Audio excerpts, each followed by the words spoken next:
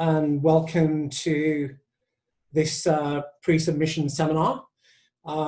It's Daniel Evans who will be presenting around his thesis. His thesis journey is very close to the end, and he's going to be providing us, I think, with a bit of an overview of the research that he has been undertaking in recent years in the Solomon Islands into young men.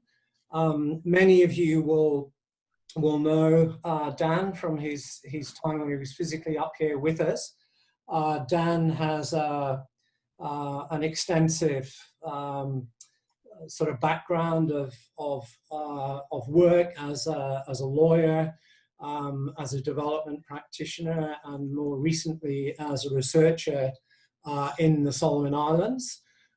He's also worked extensively over the years in Papua New Guinea as well as in Vanuatu. The title of his pre-submission seminar is Fragments of Youth, Young Men and the State in Honiara. And before I hand you over to Daniel, let me just get a few housekeeping points out of the way. We have the Zoom meeting booked for 1.5 hours. And we anticipate that Dan will speak for between 30 minutes and 40 minutes. And then that will leave us with plenty of time for Q&A, discussion, comments, and so on. And you're all encouraged to participate in that. And I'm sure Dan will be very grateful for whatever feedback you can provide. Let me also say in advance that we are recording this session, so be aware that anything that you say may subsequently appear on the DPA YouTube channel. So bear that in mind. In terms of how you go about asking a question on Zoom, most of you, I'm sure, will be familiar with this by now, but you can either write a question in the chat box, or probably most people would be comfortable with simply going into the sort of participants box and clicking on the raise hand icon. And when it comes to Q&A, I'll simply go through the list of people who've indicated that they wish to ask a question. Before I hand over to Dan, let me say something very, very briefly about his research.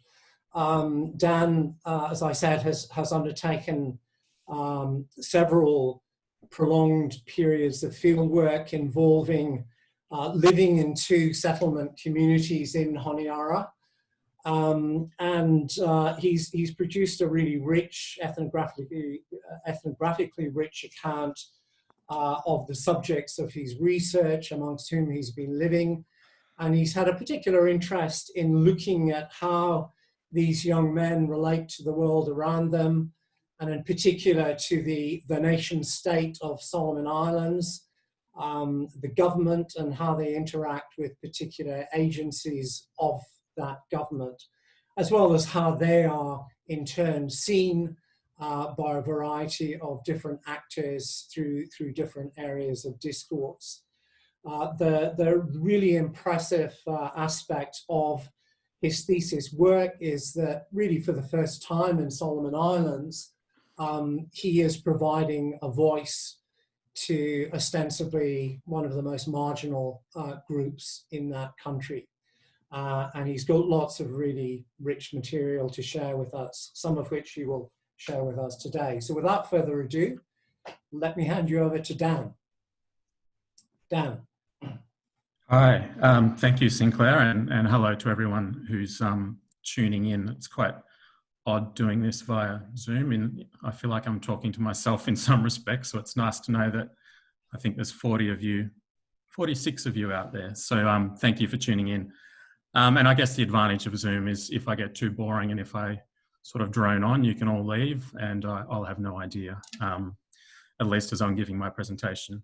So Today, I hope to cover the topics that my thesis engages with, how I went about collecting data and where I did that, and I'll present some select findings from my research that Sinclair has outlined. Given the constraints of the format, my presentation will be relatively brief, and in some respects it'll just be a taste of my thesis. As Sinclair mentioned, I think I'll present for around 40 minutes, and then hopefully the more interesting element, at least for me, will be hearing excuse me, any observations and questions that you might have. So what I'll do is I'll turn off my camera and I'll start a PowerPoint if this all goes well. So you won't be looking at me, but hopefully you will be seeing images of the PowerPoint on your screen.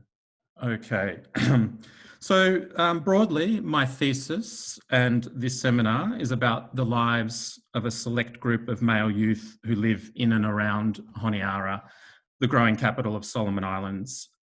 There are two matters relevant to this group, my informants, that I want to focus on today and which are at the centre of my research. First, young urban men's perceptions of and interactions with their state, and second, representations that have been applied and continue to be applied to this group of young Solomon Islanders. In discussing these two issues today, I'll adopt a somewhat discursive approach, mixing theory with descriptive elements drawn from quotes and lived examples. And for some reason, as I was looking through my presentation earlier today, I've realised that a lot of my quotes are from former Solomon Islander MPs. So for those of you with a political bent or a interest in Solomon Islands history, political history, you'll find that of interest. I'll outline some of my findings in relation to these two issues, as well as highlight other interesting elements of my study in passing.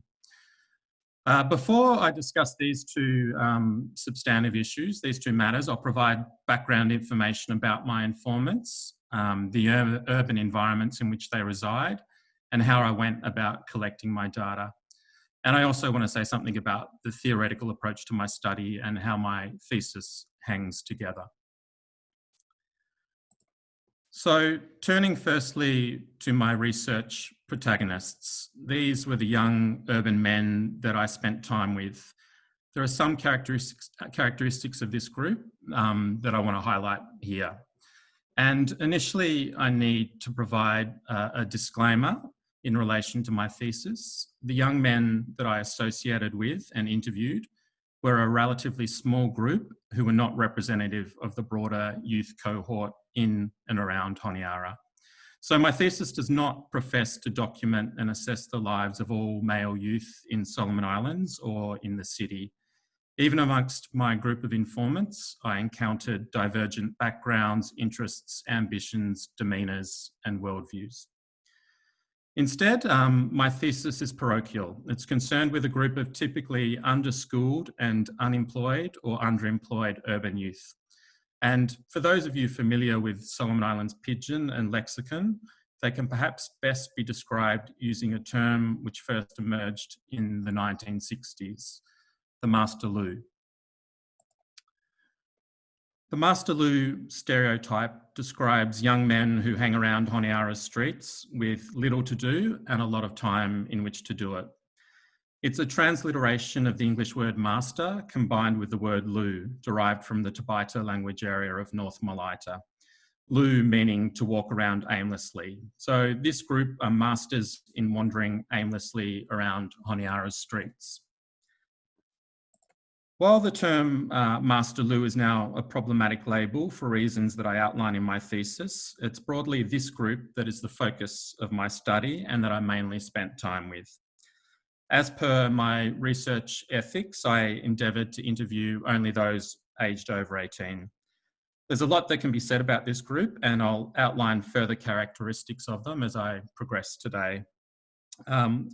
As Sinclair mentioned in the introduction, I want to highlight here what I believe is a somewhat unique and important element of my research.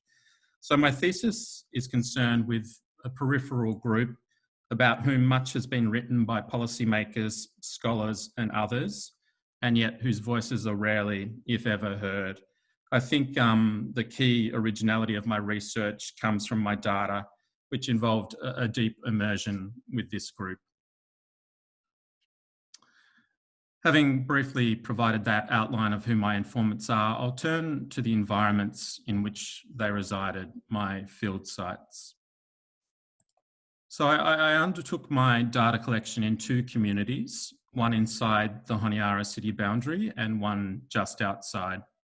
Inside the city, I conducted my fieldwork in White River, and outside of the city, I spent time in Burns Creek, an area commonly termed a settlement.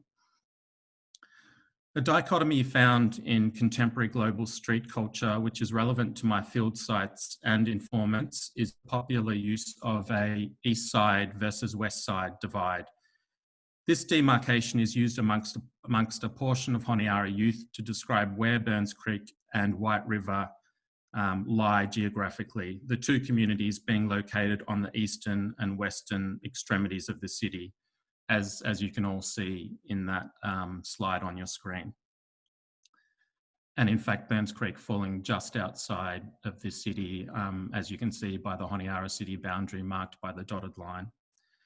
So this east side, west side division emanates from the east and west coast rivalries of 1990s American hip hop artists and their followers. Within Honiara, this east side, west side identifier manifests in youth renderings and musings, most visible in graffiti splashed across the city, pronouncing east side and west side.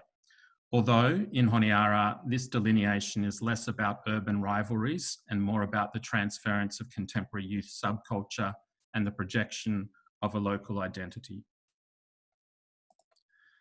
That's another image there where you can see the two field sites as well as Point Cruz, the centre of Honiara.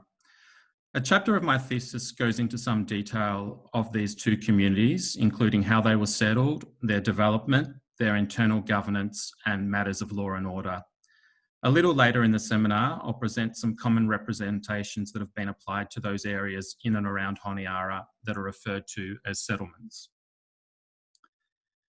Key variations between Burns Creek and White River that I relate in my thesis concern longevity of place, settlement, land tenure status, and access to state services.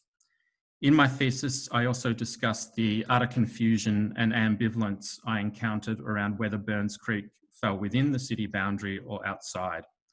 Similar confusion also existed around the area's political borders. I did not come across one person in Burns Creek who was able to correctly identify the national constituency within which their community fell, or who cast a ballot within that constituency. And part of the reason for this confusion relates to a key variable between Burns Creek and White River, that relating to ethnic composition. So Burns Creek is a largely mono-ethnic community. I'm not sure that slide is particularly helpful in displaying the community, but hopefully it'll give you some sense of what I'm talking about. The vast majority of Burns Creek residents are Malayitan. In particular, two groups from North Malaita dominate, those from the Baigu language area and those from the Lao Bilalia language area. Burns Creek can be contrasted with a more heterogeneous and more established White River, where a higher degree of ethnic diversity is evident, the main groupings being Malayitan, Ranbel, Gilbertese, and Tumotuan, although people of all backgrounds can be found in the community. Historically, ethnically homogenous pockets have made up White River, although I experience people of different ethnicities living next door to each other. I want to say something now about how I went about collecting my data. As Sinclair mentioned at the commencement of the seminar, I followed an ethnographic method, and this involved living in my two field sites for around 3 months each with families who were long-term residents. And I should add, I'd spent around 8 years in Honiara prior to commencing my thesis, which naturally also moulded my thinking. My main period of fieldwork took place in 2016, and I undertook subsequent trips to Honiara throughout 2017 to 2019 involving further data collection. My main method for seeking out informants, young men, was relatively unsophisticated and informal, what I call a hanging out methodology. Within Burns Creek and White River, I would typically engage with people on the road, canteens, or elsewhere and commence a discussion. With permission, I would conduct formal interviews, and a snowballing approach led to the names and residential locations of additional informants. A further element of my data collection was participant observation, including informal interactions such as roadside chats or whiling away hours in canteens. My most open informants were those that I came to know well and with whom I formed a bond, socialising with during evenings or on weekends. In addition to speaking with young men and residents of Burns Creek and White River, I interviewed various other individuals, including police officers, those involved in illicit livelihoods, local leaders, government officials, and those generally in positions which had some bearing on the topics that I was interested in exploring. And in total, I conducted around 150 formal interviews. Look, I realise I haven't gone into a great detail here on methodology, so if that's something that people are interested in, I'm more than happy to answer questions on that during the discussion following my seminar.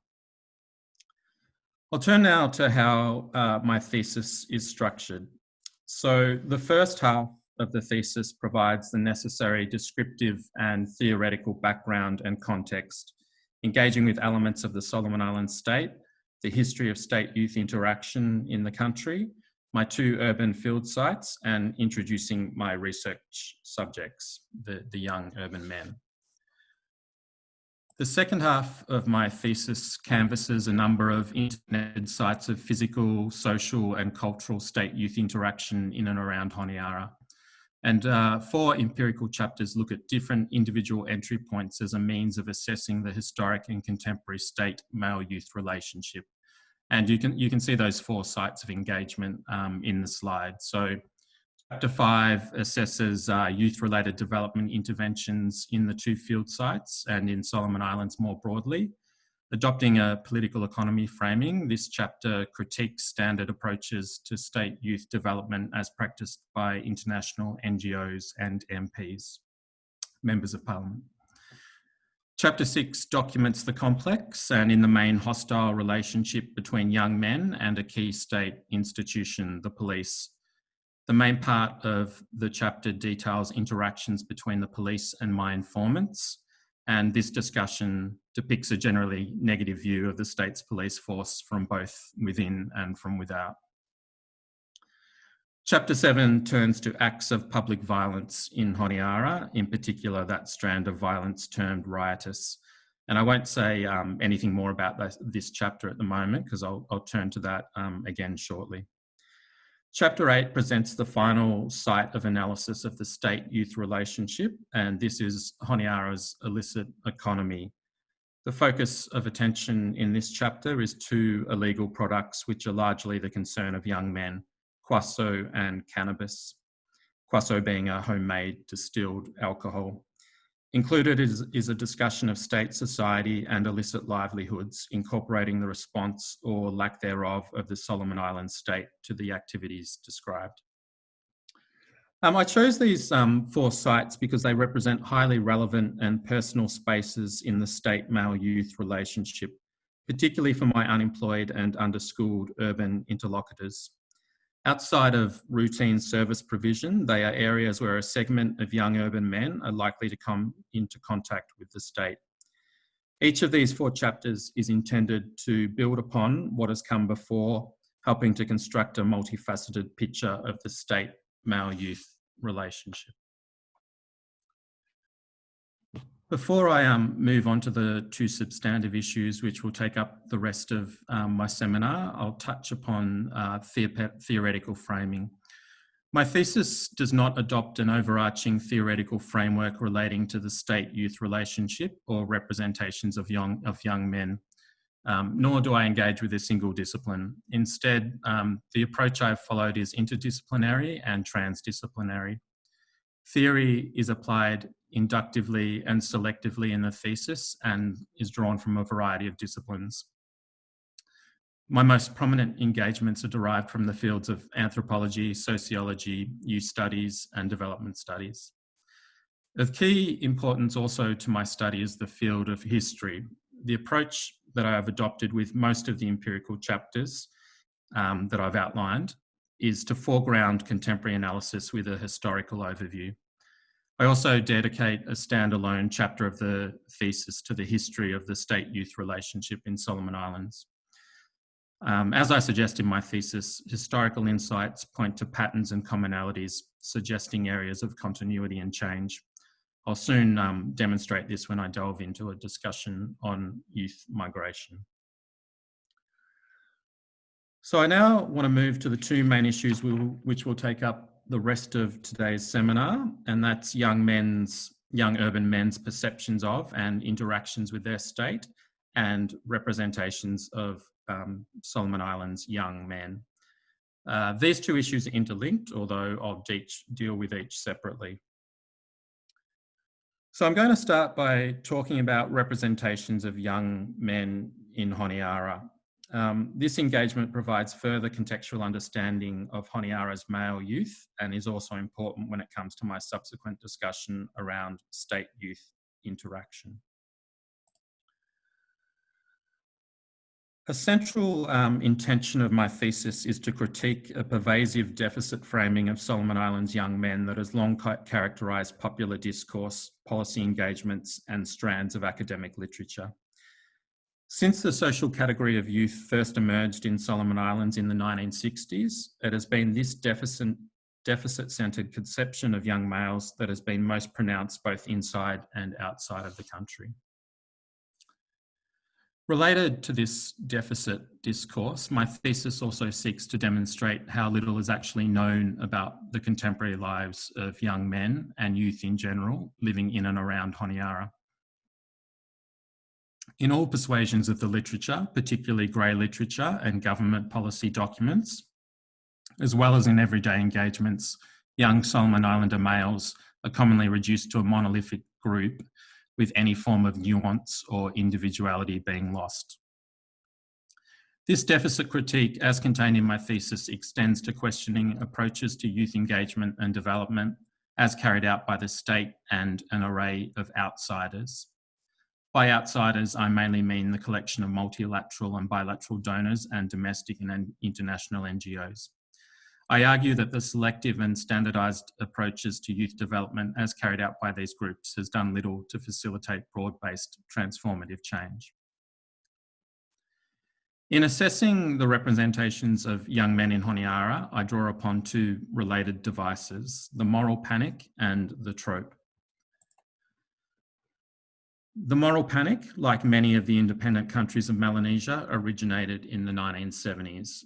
While the term has not entered popular usage in these countries or writing in the region, it's a device that would be common to many citizens. Sociologist Stanley Cohen, who coined the expression in 1972, commenced his seminal study on the topic with the observation as depicted in the slide.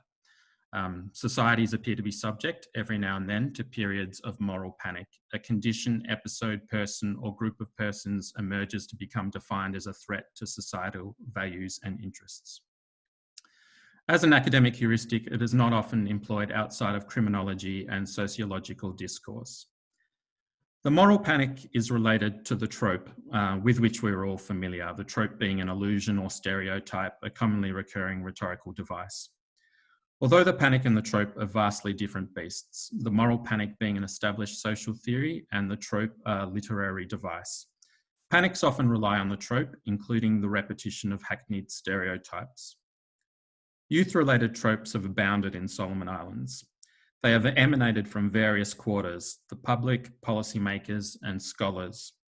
Writing about urban youth in Solomon Islands in the 1990s, Canadian anthropologist Christine Jourdan has pointed out the role that ethnographers have sometimes played, having, and I quote, instilled in us an anthropological practice which accentuates and to some extent legitimizes the exotic, the primitive, the authentic, and, if possible, the unknown.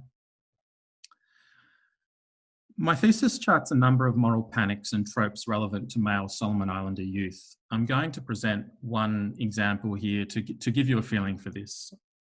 This relates to the movement of young men, which has long been an issue of concern in Solomon Islands.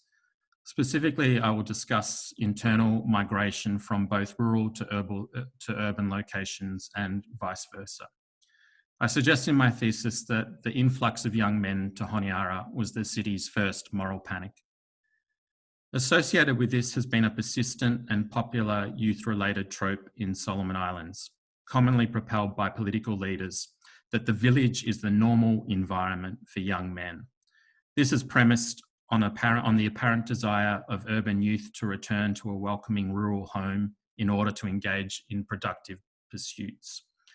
It's most commonly accompanied by a juxtaposition which portrays the village as tranquil, authentic and fertile, and the urban as lawless, foreign and stagnant. In government circles, disquiet on urban drift dates to the early 1960s.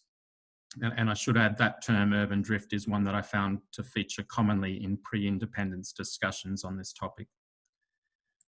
The dominant theme of the first parliamentary debate on this subject can be summed up by the chosen byline, the youth problem in the British Solomon Islands Protectorate. The mover of the debate provides an insight as to how young urbanites were being shaped in the public discourse at that time. He argued that the youth problem had not yet arisen in the country, but the tenor was one of impending trouble, as can be seen in the extract in the slide.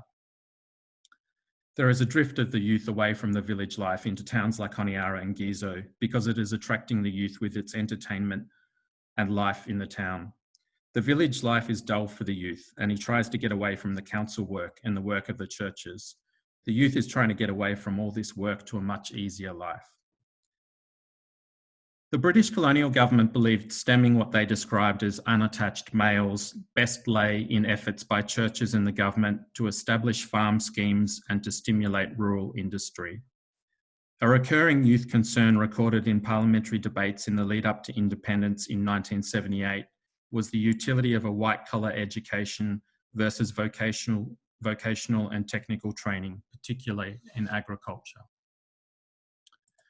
Migration was also a topic of more mainstream concern, as evidenced in this letter to a local newspaper from 1971, the author bluntly observing that those who migrated from their village to town were senseless. By the 1980s, alarm around youth migration was showing no signs of abatement.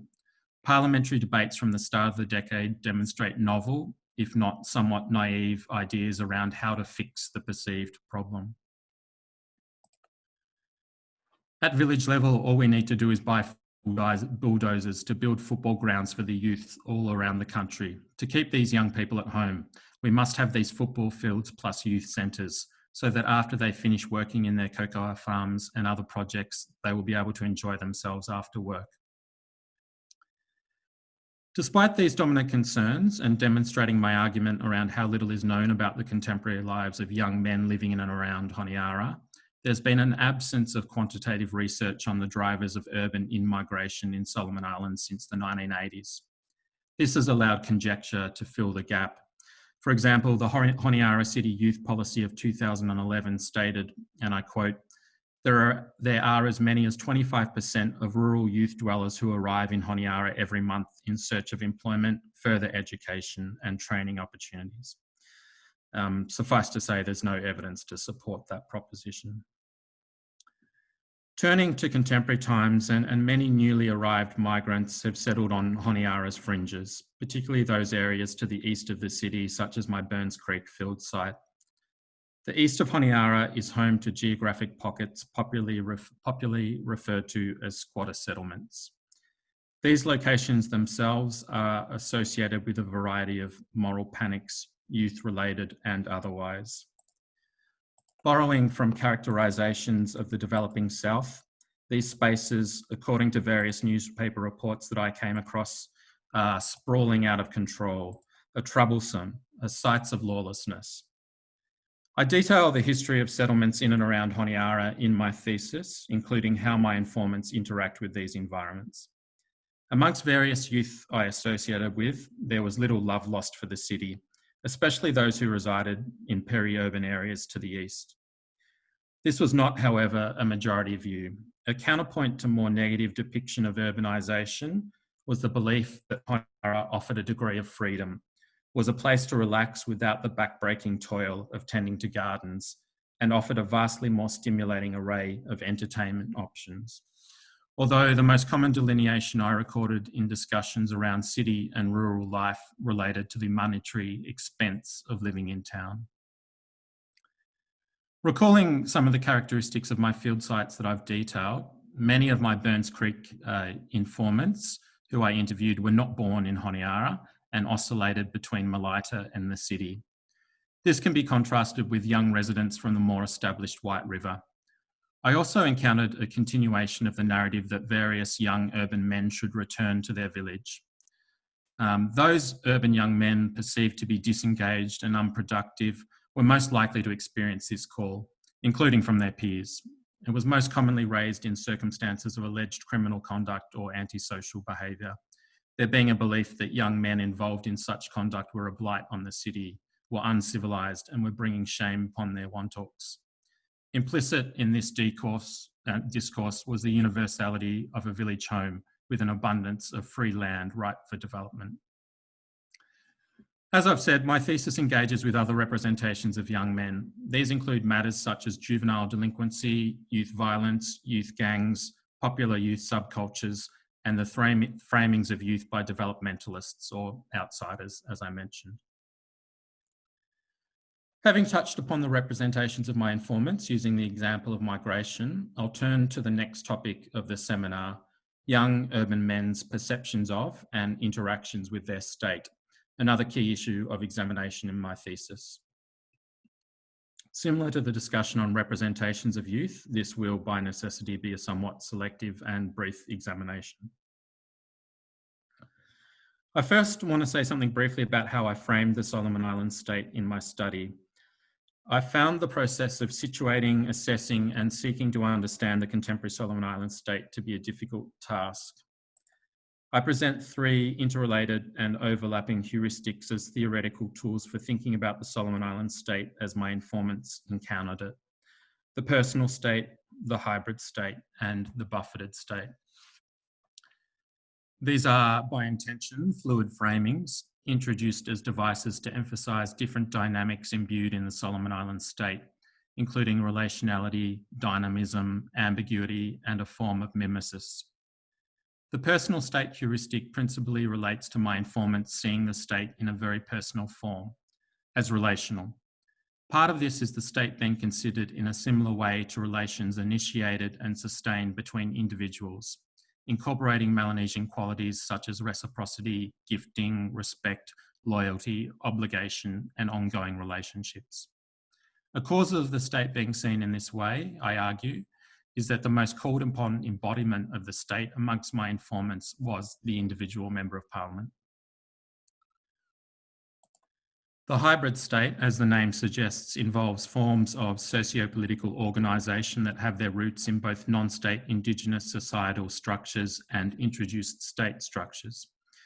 A key conceptual utility of hybridity as a heuristic for thinking about the Solomon Islands state lies in its ability to temper binaries and see the Solomon Islands state for what it is: a blend of exogenous and endogenous forces resulting in a distinct articulation which is neither purely Weberian nor the chiefly local level governance system of yesteryear. This is achieved through focusing on interactions between different social and institutional forms and on how things are, rather than on how it is thought they should be. Finally, I use the term buffeted state to describe the manner in which the Solomon Islands state has been shaped by outside forces. Naturally, there's a historical dimension to this. The contemporary Solomon Islands state, how it was formed, how it manifests, and how its actions are interpreted, cannot be understood without reference to the historical discussions that are pertinent to my thesis. Those outsiders which have a bearing on the state include the international community, most visible in the form of bilateral and multilateral donors, international NGOs, and associated international rules and conventions, the continued influence of Christian denominations, and international capital, commonly manifest in the form of predatory natural resource companies and the networks that form around them. None of the outsiders that I assess, historical or contemporary, have been neutral. Just as the colonial government was the vehicle for British foreign policy, the contemporary amalgam of outsiders has sought to project all manner of agendas, including in the youth field. So having described elements of the Solomon Islands state, I now want to say a few things about the state-male-youth relationship in Solomon Islands as I encountered it. For the most part, little direct consideration was given by my informants to the state as an overarching governing entity. I most often observed them to do whatever they needed to in order to move along with their lives, irrespective of whether this could be categorised as illicit or licit, legal or illegal, in adherence to or in opposition of Christian or custom ideologies, or whether conducive or otherwise to the nation-building endeavour. While the state was present in their lives, this was often in ways invisible or in a manner not thought about. It was only when elements of the state came to the fore, typically precipitated by what was perceived to be a negative act or omission, that attention would be turned to it. And even then, conceptions remained highly personal. As I showed before, I used a number of entry points to assess the state-youth relationship. Because it is one of the most visceral, extreme, and visible, I'm going to say a few things about the state-youth relationship as evidenced through one of these lenses: acts of public violence. As I mentioned before, a chapter of my thesis is dedicated to public disorder in Honiara and that strand of conflict that commonly manifests in what is termed a riot.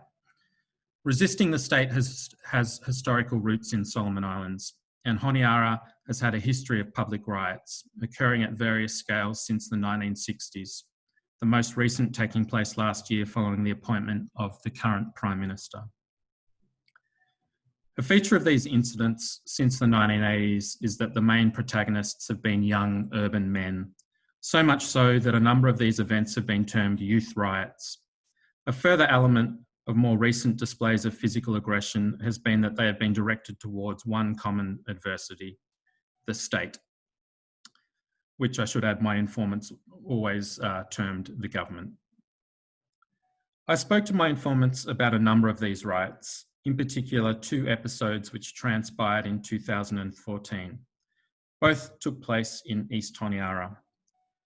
One arose following flooding in the capital in April, which was said to have involved the government making a number of promises to assist the victims of the flood, including monetary payments. When those payments didn't take place, a Chinese store was ransacked and acts of disorder followed throughout the night, with a large crowd manning roadblocks on the Cookham Highway, repelling police with rocks. The second 2014 incident took place in January at a performance by the Jamaican reggae singer Julian Marley. Violence arose when a group of young males attempted to access the concert without payment. The ensuing altercation saw youth outside of the venue target police and security guards. Importantly, there was a backstory to this riot, with many of my informants attributing the events that transpired to police involvement in the death of a young security guard in East Honiara not long before, a story which I tell in my thesis. My informants provided a number of rationales for these 2 riots. My interviews relating to urban violence are paired with the words government, money, unfair, and corruption. The central adversary raised in almost all of my discussions around future violence was the government or derivations thereof, particularly MPs, members, and honourables. There was a dominant perception amongst my informants that the government acted in a highly unfair manner when it came to distributing public resources. In the eyes of some, this was directly linked to the clientelistic practice of contemporary electoral politics in Solomon Islands. Relatedly, it was also often linked to corruption, a term which seemed to have a fluid definition, often referencing any government act considered unfair. A common perception was that once in a position of power, the political class were prone to forget their constituents and instead focus on issues of self-interest or select voter interests. This position reinforces the personal state heuristic I have presented. The relational conception of the state in which only some were seen to benefit was a potential spark of conflict. I want to show you some select quotes from my informants which go some ways to demonstrating this unfairness, corruption motive and its link with violence. They are the ones who create things for people to argue about. The government, its money, how the honourables don't share it, how the government doesn't do anything for the people. Rioting will happen in the future because corruption is a serious problem. Because the new generation is very angry, everyone is involved in corruption. It has started now. In the future, it will be big. They have already done it. If the government isn't careful, they will destroy the whole town one day. If the government doesn't respond quickly to what they want, they will do it. They do it to send a message to the government. There's a possibility rioting will happen in the future because now people in Solomons have an idea about their rights. They know what the government should provide them, all of the ministries. When that doesn't happen, they get frustrated. When money comes into the hands of all the members, the MPs, we find out that there is an unfairness. I just feel hate towards this system of government that they have devised for us in Solomons. A further antagonism that I heard against the government was that it does not listen. This does not necessarily translate to a lack of civic participation come election time. I did not hear negative messages pertaining to avenues by which young people participate in the formal democratic process. Clientelism and the dilemma of collective action were crucial to explaining this listening motive. The provision of personal or localised benefits are key to electoral success in Solomon Islands, yet there is also a demand for effective public goods and services, which inevitably fail to eventuate as voters, including my informants, rationally choose candidates based on self-interest and MPs respond in kind. When one imperative, the personal or the public, takes precedence over the other at a certain point of time and cannot be promptly satisfied, allegations of not listening surface, together with a need to make the government look. It would be wrong to regard the episodes of public group violence that I discuss in my thesis, including the two 2014 events that I've just presented, as being exclusively about the exercise of political power. In line with many subjectivities I detail, elements of thrill-seeking, peer pressure and opportunism have also featured, often fueled by extreme alcohol consumption, further feeding into narratives of male youth centred on deficit. I want to end my seminar on what is perhaps a more positive finding concerning the state-youth relationship. Despite a constant stream of criticism and opposition that I heard, extending to physical resistance, the Solomon Islands state was not in the main considered, was in the main considered legitimate by my informants. This position extends to state institutions such as the police, where I found widespread disapproval could not be equated with a lack of legitimacy. This position was also acknowledged through the countless pleas that I heard for a stronger, more proactive and fairer state. The kind of violent group resistance that I've just discussed took place not because my informants and other citizens wanted to overthrow the state, it was because they wanted to see an improved state. I think I'll end my discussion here, if I can work out how to turn this off.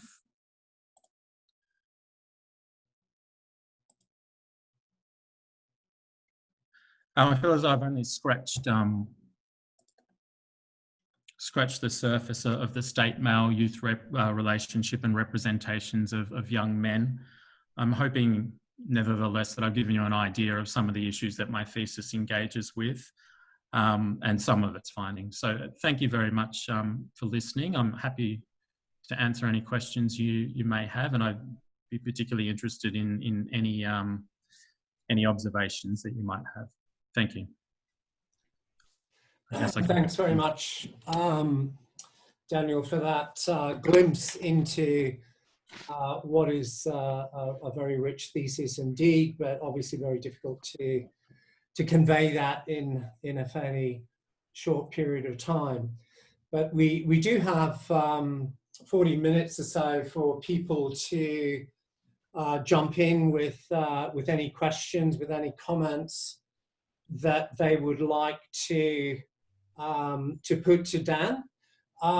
As indicated earlier on, probably the easiest way for that to take place is for you to click on the raise hand icon in the participants box, and then I can then see who you are, and you can then ask Dan your question.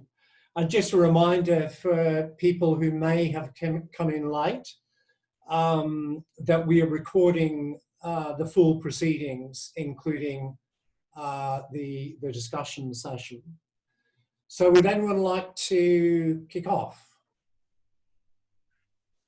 We have.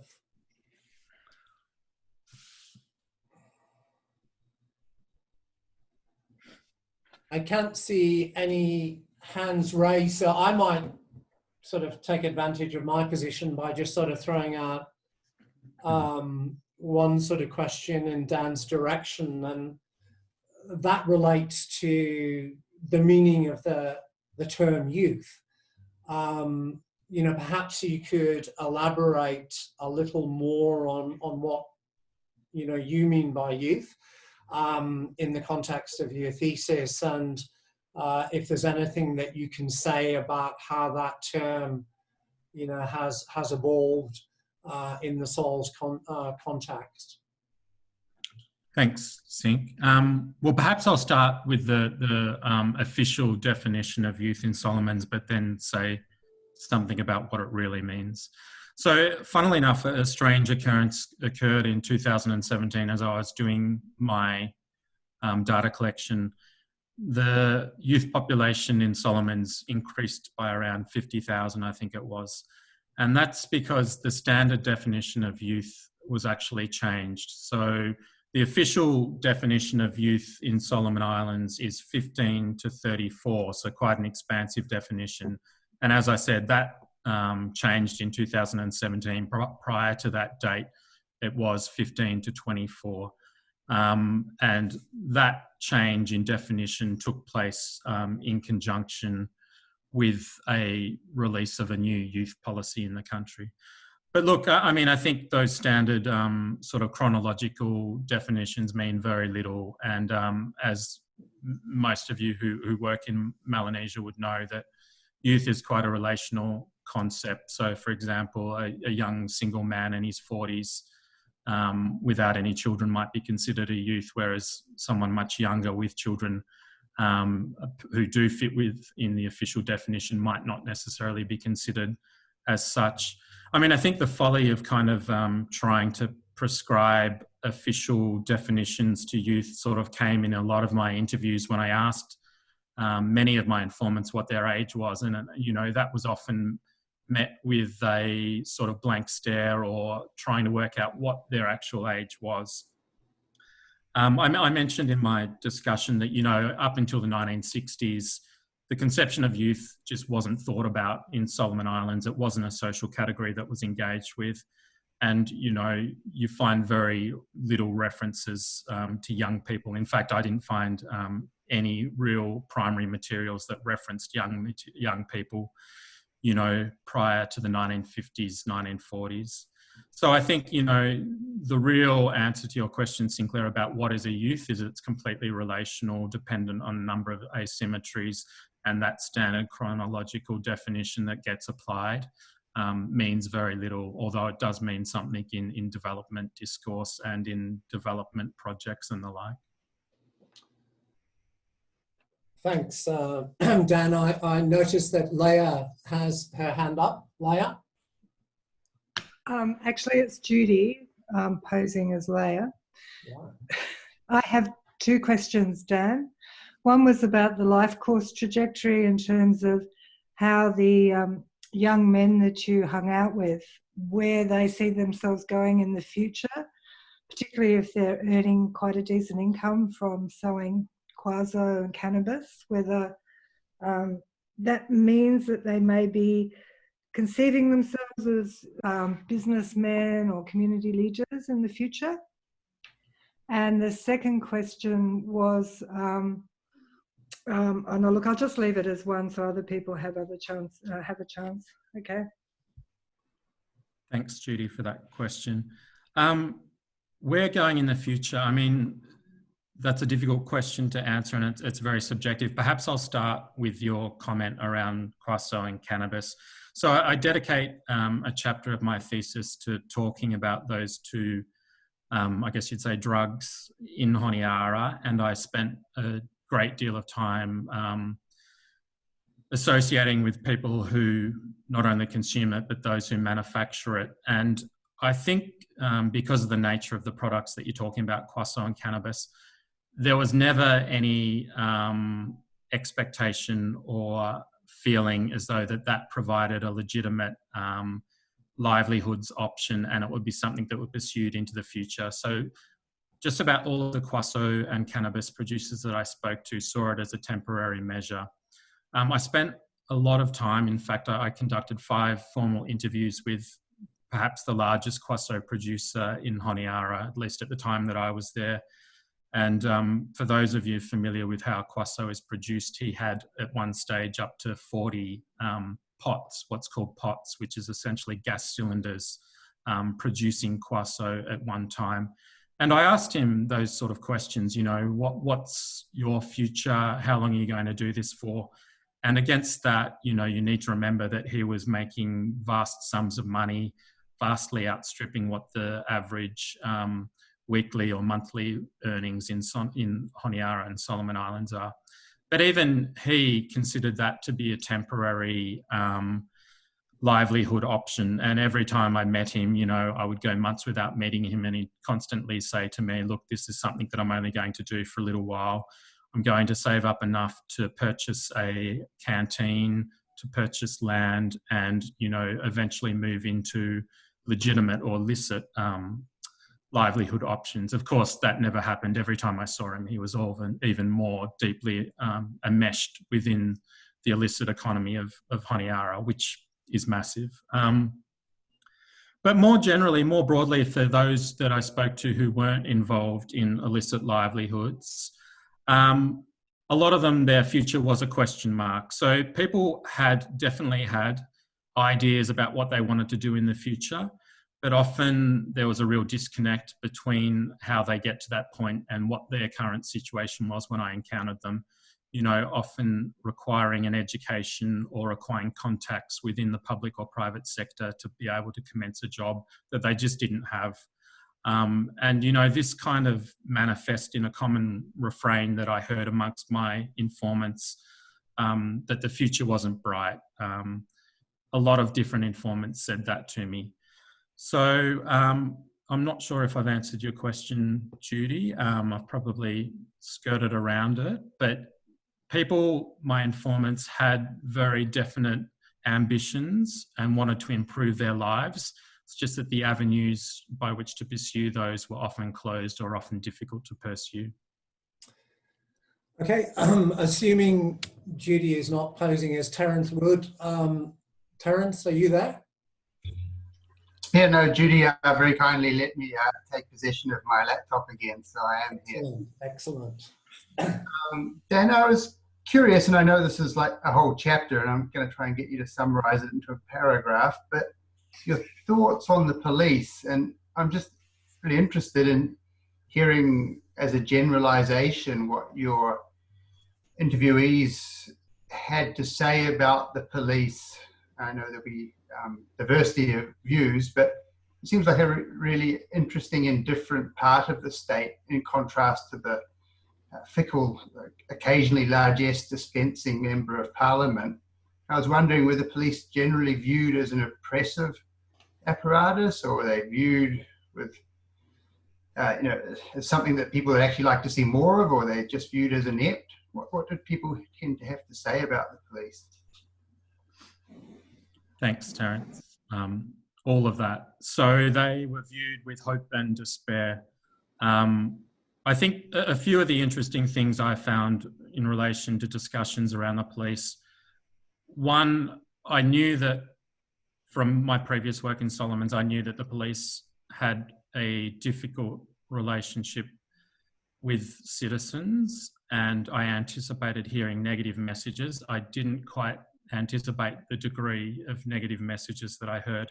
And I think an interesting element of this amongst my informants is that views towards the police are now, in my thinking, wholly formed outside of the tension. So people know, at least my informants didn't equate their perceptions or views of the police with the partisan role that they had played during the fighting, during the tension, but it was more their post-tension approach to urban policing. I record a number of different sort of observations around the police in my 2 field sites. I think the first dominant message that I heard, particularly in Burns Creek, and I heard this so many times, was a belief that the police were afraid or fearful of entering the settlement. This was a common narrative that even police told me about. And I should add, I interviewed around 11 police officers, both serving police officers and those who are no longer serving. The other dominant message I heard around policing in my field sites was that it was inactive, reactive, selective. The police would choose who they assisted, would choose how they went about providing that assistance. And that was another very common theme that I heard. The other real youth-related concern I heard concerning police, and to invoke a pidgin term, was panel beating. And I think I had about 15 informants relay to me first or second-hand accounts of police violence. And panel beating is the label that young Solomon Islanders use to describe that. And I detail in my thesis some accounts of that, why it took place, where it took place, and what generally precipitated it. The other dominant message, Terence, around police that I heard related to corruption, and that remains a massive problem within the police force at all levels. So I heard stories ranging, you know, from police executive members, so the police management level, down to, you know, the police interactions with my illicit informants. When I say illicit informants, I mean those involved in illicit livelihoods, who, you know, to grease the wheels would need to pay off police. I heard numerous stories around that. So I think in general, the police youth citizen relationship is very problematic. As I mentioned before, to try and end on a positive in relation to the police, they were considered a legitimate state institution. No one said to me, oh, we're not interested in the police, disband the police, or anything of that nature. Inevitably, what informants wanted was a more proactive, fair, and more competent police force, a version which hadn't manifested at the time of my research, according to my informants. Thanks, Dan. Thanks, Terence. We've got a hand up from James. Is that the same James who's made a comment in the chat box? James Cox? No, my hand wasn't up. Different James. It's me, Singh. James Batley. Go for it. Thank you. Thanks very much, Dan. That was really interesting. I just wonder if you could say a bit more about elections and participation. I mean, given the sort of cynicism about the system, I wonder, you know, what did your informants think that elections were for? What were they about? And if they participated, what was it that motivated them to participate in elections? Thanks, James, for that question. As I'm outlined in the presentation, a chapter of my thesis relates to a political economy engagement with outsiders and developmentalists and MPs and youth. And in that chapter, I spend some time talking about the MP-youth relationship in my 2 field sites. The key motivation, as you know, and as Terence has written about, was personal benefit for my young informants as much as it is for any other citizen. Of course, I shouldn't be, extrapolating that too widely, because naturally not all citizens in Solomon Islands think along those lines, but personal direct benefit was key. And, choosing your winner. So making sure you choose the right candidate who's going to win so you can benefit throughout their time in office.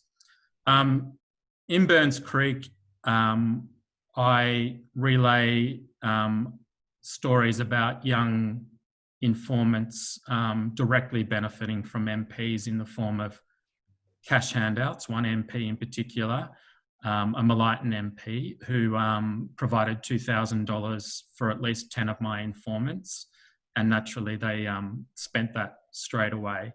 It was the MP-youth relationship that I observed in Burns Creek was very much centred on those lines. It was the whole top-up bus fare mentality. When I need something, I go and visit my MP. I visit them at their home, or I go to their office. I wait in line. If I'm hungry, I go and try and get money for food.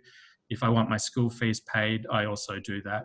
So, nothing particularly new. I think, youth are no different from the adult cohort in that regard. Whether this is something that's becoming more acute, it's difficult to comment upon. Naturally, there's always been a very close personal relationship between MPs and voters, stemming from the time of Mamaloni beyond. So, I don't think any surprises in relation to that relationship, James. I'm sure there's a few other interesting anecdotes I can tell you. I tell the story of an effort by one MP to attempt to establish a health clinic in Burns Creek. I detail that story in my thesis, and all the obstacles that he ran up against, which were very similar to the obstacles that outside developmentalists also face when they try and run projects in the type of communities that I spent time in. Okay, our next hand up is from Nid.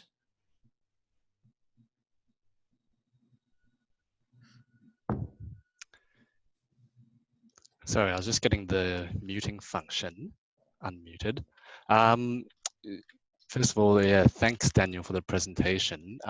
You briefly touched on the question that I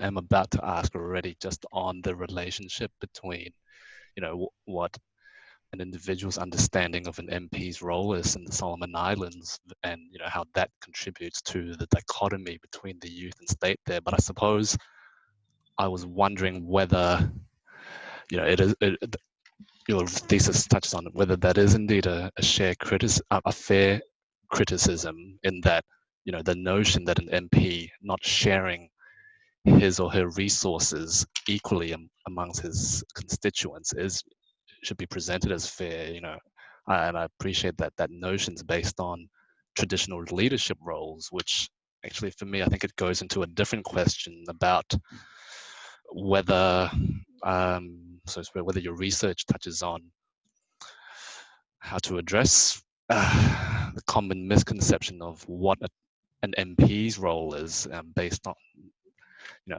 an MP, part of the parliamentary representative system that there is now.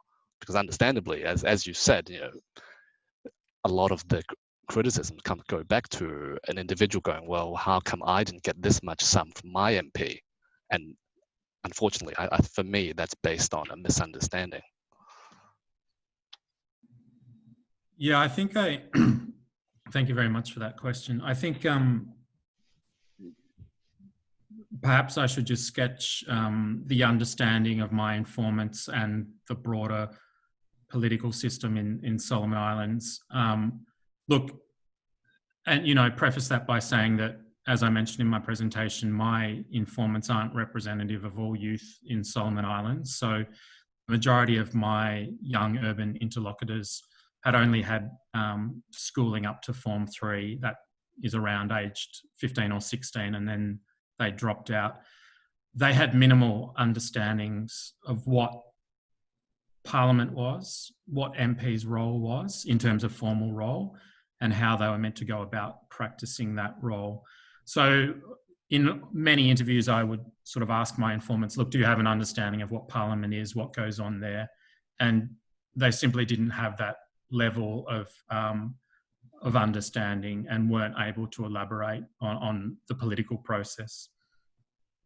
I don't address how these issues can be corrected or responded to in my thesis. I think, like many things to do with young people in Solomon Islands, it's an issue of education, which is very important. But also, you know, I guess we're starting from the premise that the role of the MP as we perceive it in a Western context is what Solomon Islanders want for their MP. Look, I'm sure many Solomon Islanders do want that dispassionate person who is involved in policy development for all, but equally that wasn't what my informants wanted or envisaged in the role of MP. They wanted someone who would provide very directly and personally to them, and their MPs responded in kind. I should just also say that, you know, I spent time in Burns Creek and White River. You know, as people like James and Terence have written about, that doesn't necessarily mean that my informants voted in those locations or voted for MPs who were representing West or East Honiara. In fact, the vast majority of my informants, particularly in Burns Creek, voted in Malaita or voted in other constituencies. Okay, Amanda. Yes, thanks. I'm just wondering if you could please talk about mobile phones and so things like access to mobile phones, use of mobile phones, and perceptions of the phones amongst your informants. Hi, Amanda. Thanks for that question. I don't actually go into a great detail on mobile phones, although I do discuss them. It's hard to write a thesis about young people anywhere without discussing mobile phones and social media platforms. I guess one observation I'd make in relation to Burns Creek in particular, more so than White River, is that the vast majority of my informants simply didn't own a mobile phone. And that was for a number of reasons. Obviously, the expense of owning a mobile phone and then being able to afford the credit to use the mobile phone was very prohibitive. But also, as inevitably, when my informants held a mobile phone, it would disappear very quickly in Burns Creek in particular. Look, having said that, I do discuss mobile phones and I discuss social media in particular, although, as I've mentioned, it's not a massive part of my thesis. And I discuss it from one particular angle, and that relates to the ability of mobile phones to both precipitate the spread of popular culture, but also in a way that isn't overseen by elders, by parents. So they provide a degree of freedom that, you know, just hasn't been experienced by young people in Solomon Islands in the past. And I argue that that's changing intergenerational relations in the country. I also talk to some extent about what mobile phones, at least amongst my young informants, was being used for, both for good and for bad. So other people have obviously written on this in positive ways. It's being used to, you know, spread new ideas and connect people with their political representatives, and also generally connect people with the outside world. Equally, I saw mobile phones to be used as a means of bullying, spreading pornography, which was just everywhere. And also, just generally causing havoc in some locations and in some pockets. So yeah, like I said, Amanda, look, I can definitely share the parts of my thesis with you that relate to mobile phones and social media, but it's not a key focus of my study. Thanks, Dan. We might go straight to Aidan, and then we'll come back to Leah, who I suspect is Judy. So Aidan.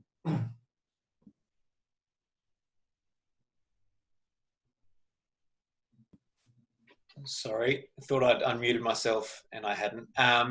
So firstly, thanks for that, Dan.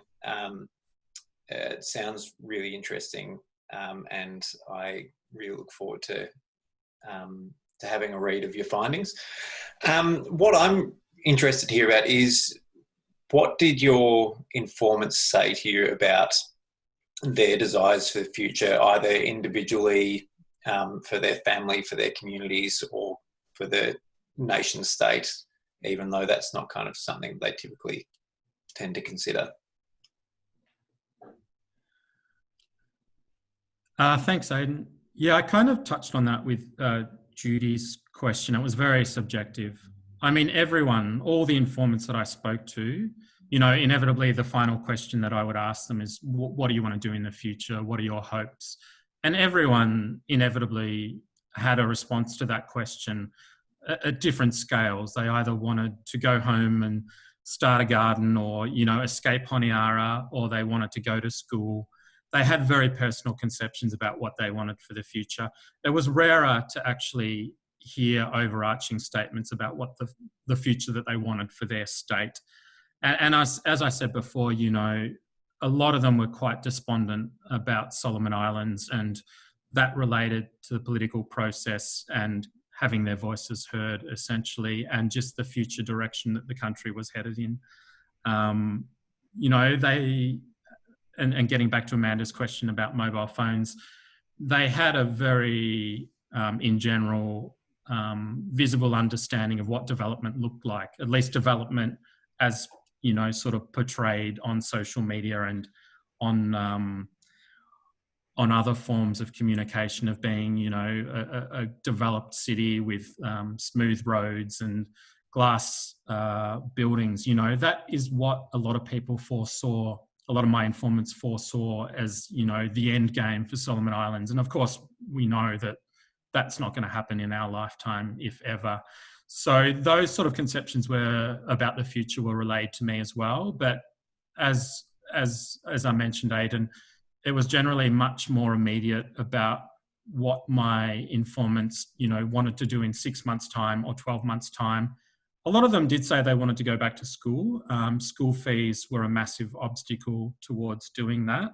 A lot of them wanted to get work, although not all of them. And, you know, a lot of them were striving to achieve those two things. But yeah, the odds for many of them were stacked up against them.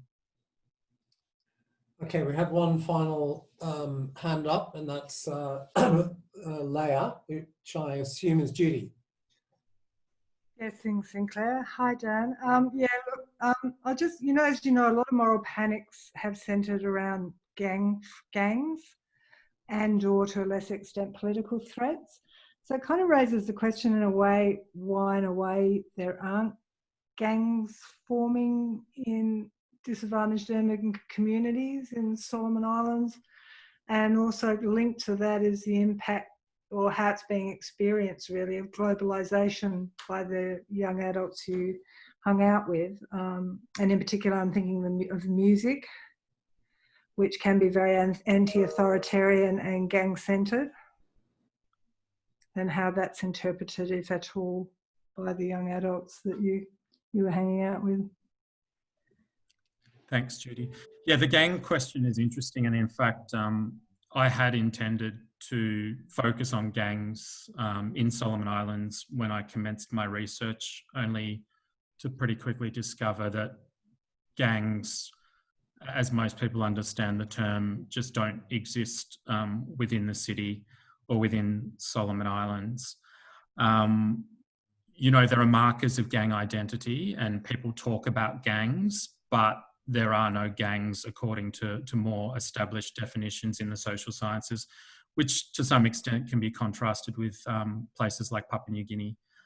Why there aren't any gangs in Honiara? I think part of it is that there isn't the economic or territorial kind of connection. So I guess, you know, gangs often form around drugs and, you know, defining territories to sell drugs. That just doesn't occur in Solomon Islands or Honiara. The illicit economy is very open, so people don't sort of protect their turf when it comes to selling cannabis or when it comes to selling kwaso. There are other reasons why they're not being gangs. You know, gangs have also often been a way of welcoming people into urban environments and providing a sort of social safety net. I guess the broader One Talk system provides that in many sort of urban locales. A lot of my thesis, you know, both directly and indirectly engages with popular youth culture. And there is a very strong youth culture in Solomons and in Honiara based on the thug, T-H-U-G, thug ideology. And you'll see that kind of in graffiti, you'll see it in tattoos, you'll see it all over the place. And, you know, that emanates from African American gangs in North America. However, in Solomon Islands, it doesn't manifest in gangs. It's more about symbolism. And, you know, there is an element of popular culture or a subculture within Solomons, within Honiara that I talk about in my thesis that's very much connected with gangster rap, Tupac, thug life, the thug life ideology, a real resistance to police, a hatred of police, and sort of celebrating drugs and drug culture. So you'll get elements of that in Solomon Islands, but and amongst certain groups of youth. And, you know, there's a history particularly of gangs in Solomons. In fact, there was a gang in Solomon Islands at one point named after Tupac. So you'll get that symbolism, you'll get that representation, but you won't find gangs as per other places in the world. So yeah, I'm not sure if I've answered your question, Judy, but I found that to be quite a fascinating and interesting element of my research. And as I mentioned at the start, I had hoped to spend time kind of engaging with gangs and you know, trying to understand whether gangs were providing a form of resistance against the state. Just on what you touched on about music, you don't generally find an anti-state or anti-status music in Solomon Islands, although there are a number of songs that, you know, have been critical of the state, especially around corruption. Contemporary music doesn't engage with sort of the gangster rap style that you'll find in North America. More prominent is music that deals or engages with the cannabis culture. So singing about weed and you know, the qualities that cannabis instills in, well, the perceived qualities of, you know, relaxed, chilled out sort of reggae, island reggae vibes around cannabis consumption. So you'll find quite a lot of contemporary Solomon Islands music that engages with that. Okay, we have a question from Jenny. Hi there. I'm Jenny Day from the University of Melbourne. Thanks for the great presentation. I was interested in, so you mentioned the police and you mentioned MPs. I'm an urban scholar, and my question is around like the other branches of the state that the youths interface with or perceive themselves to interface with, or perceive the branches that interface with youths, like councils of chiefs and other quasi-state structures or municipal governments. How do they, did you do any work on those elements of the state? Thanks, Jenny, for that question. I didn't go into any great degree of depth into those elements of the state that you've just mentioned, such as Council of Chiefs. Look, the state was present in my field sites in terms of there being schools, in terms of there being roads that were generally maintained, in terms of, you know, a very minimal police presence. I will say something about the governance systems that I encountered in my field sites. and the urban iteration of chiefs. Naturally, these aren't state systems, although in some respects they're hybrid systems. I generally found the urban iteration of chief, and you mentioned Council of Chiefs, I found that iteration to be problematic. Generally amongst my informants, there wasn't a great deal of respect for the chiefs that I encountered in both locations, but particularly Burns Creek. And to some extent, that maps on to issues of ethnicity. So, for example, in Burns Creek, which I mentioned was dominated by two ethnic groups, youth from one ethnic group wouldn't necessarily respect or even listen to a chief who was from the other ethnic group. And in fact, you know, in my thesis, I sort of recount briefly some of the observations that youth would recount to me around these urban chiefs. And you know, I heard terms like dictator. Another common sort of saying you'll hear a lot in Solomon Islands is chief or fief. Those sort of negative kind of connotations that were often bandied around. And I think a lot of that is because at least the urban iteration that I found in my field site of chiefs was seen to be somewhat self-serving and to be projecting the identity of chiefs for very personal reasons, to benefit from state interaction or to benefit from interaction with outsiders such as developmentalists. But yeah, look, the main lenses that I engage with in terms of the state are those four that I detailed in my presentation. I do touch on other elements of the state, but not to the same extent that I talk about those four different lenses that I looked at. Okay. Oh, sorry. Jenny, did you want to come back on that? Oh, no, I was just saying thank you. Okay. Okay, folks, I think we're probably going to draw it to a close at this point, and I'd like to thank all who have attended virtually, and those of you in particular who sort of asked questions. Well, enormous thanks to Daniel for that really fascinating presentation. As was said right at the beginning, Dan is now very close to submitting. And I'm sure before too long, there's going to be a really fascinating book out there, which I would strongly urge all of you to have a look at. So many thanks, Daniel, and thanks to everyone. That's the end of the seminar.